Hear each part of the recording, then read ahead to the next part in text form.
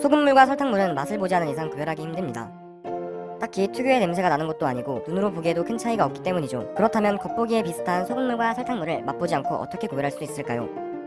소금과 설탕은 흰색 고체로 색독하고 눈에 보이는 특징이 비슷해서 구별하기 어렵습니다. 그러나 두 물질 사이에는 아주 큰 차이점이 존재합니다. 그것은 바로 화학결합 방식이 다르다는 것입니다. 우선 소금물과 설탕물을 구분하려면 소금과 설탕의 특징을 각각 알아야 합니다. 소금은 염화나트륨을 구성분으로 하는데 이때 염화나트륨은 이온 결합을 이루고 화학식으로는 NaCl이라고 씁니다. 반면 설탕은 설탕 분자로 구성되어 있는데 이때 설탕 분자는 공유결합을 이루고 탄소, 수소, 산소로 구성되어 있습니다. 이렇게 소금은 이온결합 물질이고 설탕은 공유결합 물질이라는 점에서 차이점을 갖게 됩니다. 그렇다면 이온결합 물질과 공유결합 물질의 어떤 특성을 통해 구별할 수 있을까요? 이온결합과 공유결합에 관하여 설명하기 앞서 원자의 구조를 간단히 알아보겠습니다. 원자는 양전자를 띠는 원자핵과 긍정자를 띠는 전자로 이루어져 있습니다. 원자핵은 원자의 중심에 위치해 있고 전자는 전자 껍질이라는 궤도를 따라 움직입니다. 여기서 원자핵은 양성자와 중성자로 이루어져 있는데 양성자는 양전하를 띠고 중성자는 전하를 띠지 않습니다. 즉 원자핵은 양전자를 띠게 되고 원자의 전자는 양전자의 개수에 따라 결정되는 것이죠.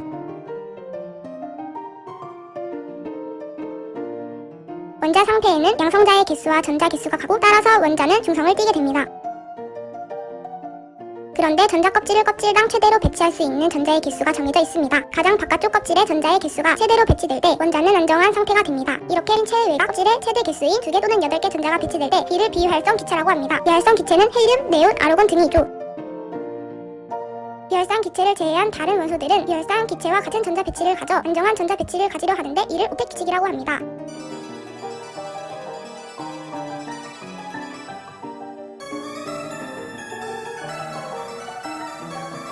처럼 안정한 비활성 기체의 전자 배치를 갖기 위해 각 원소들은 화학 결합을 하는 것입니다. 원자 구조를 통해 화학 결합이 형성되는 까닭을 알았으니 이제 본격적으로 이온 결합과 공유 결합에 관하여 알아보겠습니다. 먼저 이온 결합부터 보자면 이온 결합은 금속 원소와 비금속 원소 사이에 형성되는 결합이고 정전기적 인력으로 형성됩니다. 그렇다면 이온 결합이 금속 원소와 비금속 원소 사이에서만 형성되는 까닭은 무엇일까요? 금속 원소의 원자는 주로 가장 바깥쪽 껍질에 있는 전자의 개수가 적습니다. 이 가장 바깥쪽 껍질에 있는 전자를 원자가 전자라고 하는데 원자가 전자가 적기 때문에 많은 전자를 가져와서 껍질을 채우는 것보다 조금의 전자를 버리고 오펙 규칙을 만족시키는 것이 더 쉽습니다. 나트륨을 예로 들어보자면 나트륨의 원자가 전자는 1개이기 때문에 7개의 전자를 가져와 세 번째 껍질을 채우는 것보다 1개의 전자를 버리는 것이 더 나은 것이죠.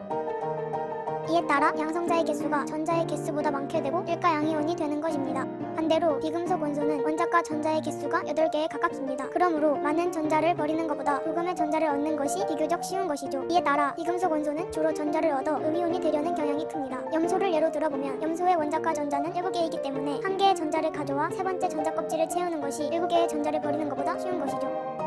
이에 따라 원소의 양성자의 개수가 전자의 개수보다 적게 되고 일가음이온이 되는 것입니다. 이러한 과정을 통해 각각 양이온과 음이온이 된 금속과 비금속 원소 사이에는 정전기적 인력이 형성되게 되고 결국 이온 결합을 이루는 것입니다.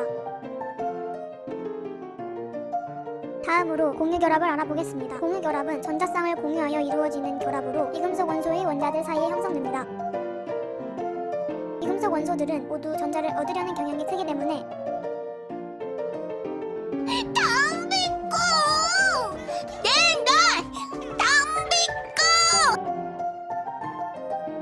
서로 필요한 만큼 전자를 공유하여 정기적 중성인 분자 형태를 이루게 됩니다. 산소 분자를 예로 들어보겠습니다. 산소는 원자가 전자수가 6개인 비금속 원소로 불안정한 전자 배치를 갖고 있습니다. 따라서 안정한 전자 배치를 이루기 위해 각각 2개의 전자를 내놓고 2개의 전자쌍을 공유하여 산소 분자 우주를 이루게 됩니다.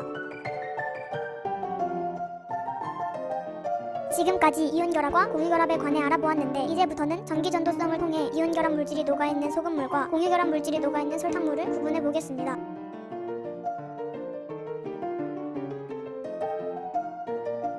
우선 소금과 설탕은 고체 상태이므로 둘 다 전류가 흐르지 않습니다. 소금은 정전기적 인력으로 강력히 결합되어 있고 설탕은 전자쌍을 공유하며 강력히 결합되어 있어서 전하를 띠는 입자가 생성될 수 없기 때문입니다. 하지만 수용액 상태에서는 말이 달라집니다. 소금물에는 전류가 흐르고 설탕물에는 전류가 흐르지 않는 결과가 나타나게 되죠. 그 이유는 무엇일까요? 이온결합 물질을 물에 녹여 수용액 상태가 되면 이온화되어 양이온과 음이온으로 나눠집니다. 이 상태에서 전류를 흘려주면 양이온은 마이너스 극쪽으로 음이온은 플러스 극쪽으로 이동하면서 전류가 흐르게 되는 것이죠.